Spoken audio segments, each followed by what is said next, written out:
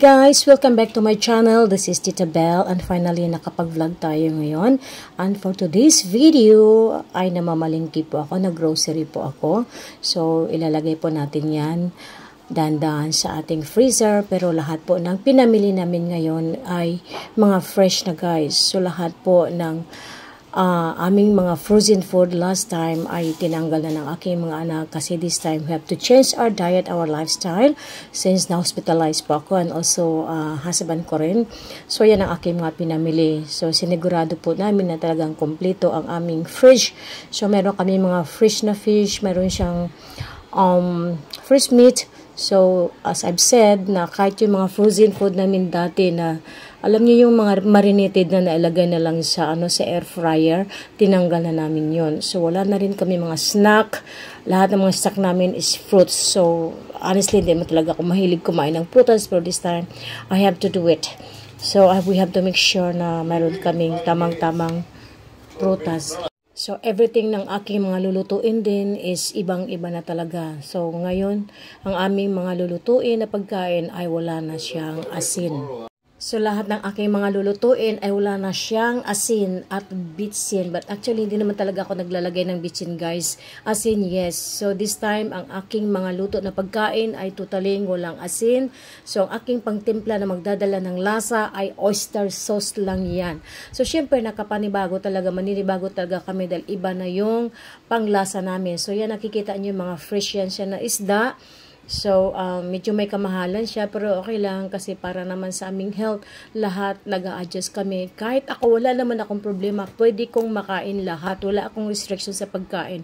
Dahil so far, so good, wala nang problema ang liver ko, walang problema ang kidney, ang aking lungs, kahit wala akong high blood, wala akong diabetes. So, everything okay. Only yung heart ko. So, this time, self-discipline lang talaga guys. Nakakasad, one of this day, gagawa po ako ng content kung paano nag-umpisa, paano nangyari yon. No, talagang napakabilis ng panahon. So, ayan, nakikita nyo, meron akong mincemeat na fresh din yan siya, hindi siya frozen. Dati kasi bumabili lang ako ng frozen food. Tulad ng sinabi ko na madali lang talagang ilagay sa air fryer, pero hindi rin pala talaga healthy yun guys, no? Although sabihin natin na masarap, ready to eat, pero hindi talaga siya healthy.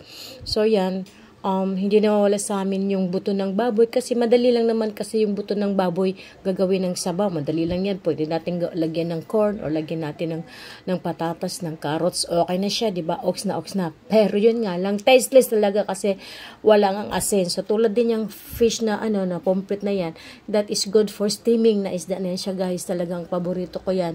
Dati ginagawa kong paksiw yan, pero this time ayaw ko munang ng vinegar kasi hindi rin maganda yan sa katawan. Siyan, kahit isang nakikita nyo guys, meron pa yung nakita nyo yung dyan o yung blue black sa arm ko.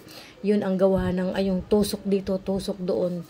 Yung time na nasa alam nyo na, hindi nakagandahan nung nasa emergency room na ako.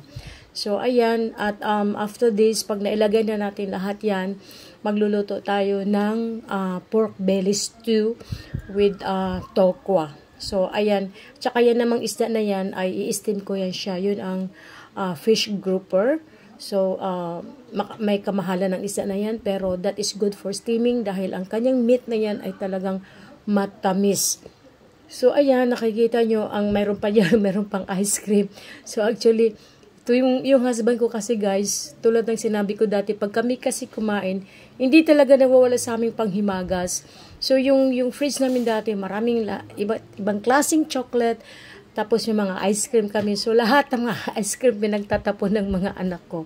So, very strict diet. Pati yung mga anak ko, tinitingnan nila yung pagkain namin. So, yun ang ating pork belly na ating lulutuin. Gawin nating stew. So, ang gawin natin dyan, i-slice muna natin yan siyang parang cube. No? So, nakikita nyo, fresh na fresh yan siya. Pero, hindi katulad ng sa atin sa Pilipinas, pag sinasabing fresh, no, nasa palengke. So, ayan, na-slice ko na nga siya. So, pag-cube lang ang pag-slice niya. Dahil, nakikita nyo guys, ang meat ng pork belly na yan, manipis lang yung kanyang skin, no, yung kanyang balat. Manipis na yung taba niya. So, mas, malaman siya.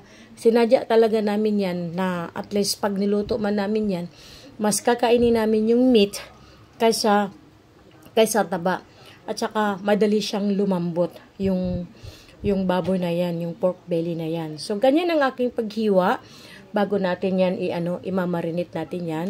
So ayan, naganda tayo ng garlic, chop yan siya na garlic para natin, pang marinate natin siya ba. So ayan, so kailangan lang natin medyo marami-rami para malasa naman, at naglagay din ako ng oyster sauce. Dahil yun na nga din ang magdadala talaga ng lasa. Yun ang pangtimpla ko guys. So wala, as I've said, nabulo na tuloy ako, walang asin. Pero nung pagkatapos kong naluto yan, mananam, masarap ang kanyang lasa. Naglagay din tayo ng 1 kutsara na brown sugar. May konting namis-namis dahil pag mayroon kasing brown sugar, minsan yun din ang dadala ng para medyo lalapot yung konti yung yung lulutuin natin, di ba? So nakita nyo, naglagay din ako ng dahon ng laurel na tatlong piraso. So kailangan lang natin yan imikos-mikos, haluin natin ng mabuti yan kasi para tumalab yung kanyang mga sauce doon sa meat.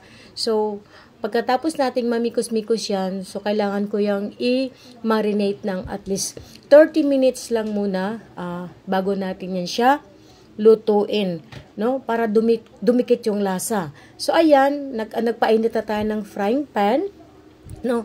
Painit tayo ng frying pan para umpisahan na nating lutuin yung ating pork belly. So gagamit lang ako dito ng extra virgin olive oil. So yan ang aming cooking oil na gagamitin sa lahat ng aming lulutuin. So hindi na rin ako magfa-fry ng mga fried fish, fried egg, wala na rin ako diyan. Sa akin pwede akong kumain ng ganyan na fried egg, pero ang ginagamit ko na na oil, yung siyang olive oil na pang-fry ng itlog. So, yung sa husband ko kasi, iba talaga ang kanyang pagkain. So, ayan na. Sa nakikita nyo, ang nilagay ko na oil, konti lang din. Dahil, pag yan, natin, nailuto, pag naluto na natin yan, meron din kasi yan siyang taba yung baboy, di ba? Lalabas din yan, no? So, kailangan lang natin paghalo-haluin yan. So, nandyan na lahat ng ingredients na nakikita nyo naman. So, ayan, pagkatapos ng kumulo, nakita nyo, nag-change na yung kulay ng baboy. At lagyan naman natin ng konting tubig para palambutin muna natin yung karne. So, antayin natin ng 30 minutes din yan. So, after 30 minutes, malambot na yung karne. Nakita na, nag-iba na yung kulay ng kanyang yung pinaka-sauce niya. No? As you can see, so, malambot na yan siya, guys. So, this time, maglalagay na tayo ng tokwa. Yung tokwa na ginamit ko, alam mo ba yung parang katulad sa Pilipinas, sa ginagamit nila ng pang tukwat baboy? Yung medyo matigas, pero mananam siya. Pero yung tokwa kasi din natin pwedeng i-overcook natin yan kasi hindi na maging maganda ang lasa niyan. So, di ba? Ayan. Lagay lang natin. So, ang kanyang paghiwa din, pa-cube din, parang katulad din ng paghiwa ko ng pork belly na yan. So, medyo marami-rami guys. Pero this time talaga ang pagluto ko, just nice for 5 of us lang. Kasama yung aking anak at daughter-in-law.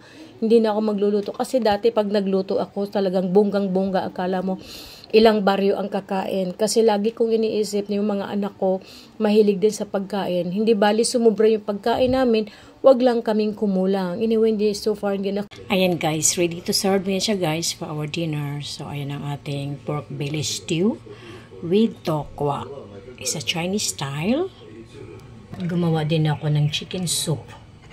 Chicken soup lang siya guys. Very simple lang siya. Yung buto-buto ng manok, meron siyang chicken feet, may carrots at saka patatas at repolyo. Ayan, so wala siyang asin. So, wala din bitsin. Bali, oyster sauce lang talaga ang pangtimpla ko. So, meron din akong steamed fish grouper. Ayan. Isang buong isda yan siya, guys. So, this time, ibang klaseng pag-steam ko siya kasi oyster sauce lang ang tinimpla ko. Tapos, ginger. Ang topping natin is spring onion at naglagay ako ng alam mo yung dried onion. So, yan lang siya ang nagdadala talaga ng lasa guys. So wala kaming mga asin this time ng pagkain namin. So lahat ang aming mga pagkain ay walang asin, walang bitsin. Hindi naman talaga kami nabibitsin eh. So, yun siya. So, lahat ng pagkain namin is ready to serve for dinner. 2 plus 1, ika nga. So, 2 ulam at merong sabaw. So, thank you so much for watching, guys. This is Tita Belle. Bye for now.